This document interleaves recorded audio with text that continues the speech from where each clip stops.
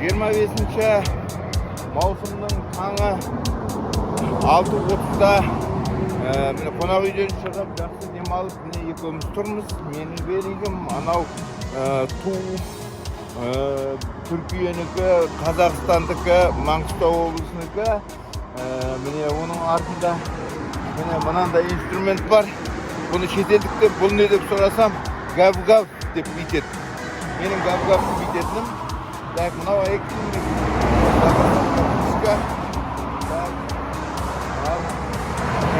күніміз сәтті болсын. Жоғары қарай 2 километр сияқты болып тұр, қазір 2 шақырым. Бірақ енді барғаннан кейін көйіп көшімдік. Бәрін көріп тұрған жоқпыз ғой. Жаяу шығамыз. Соған жаяу шығамыз. Сонымен тауға қарай 5,5 шақырым өрледік. Гереде 16 деп тұр, Болу 72. Амашылық болса, жақындап қалған шығып, 1-2 шақырымнан. Ал жолымыз болсын. Мына бұлтқа дейін жетіп қояқ. Бұлт дейді қананы.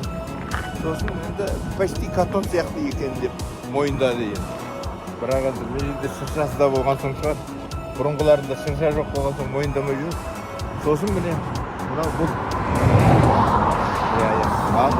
Міне осылай қазір Гередеге түсеміз. Сол жерден таңертең шайымызды ішіп аламыз, дұрыстап. Сосын ары қарай Болуға қарай тартамыз.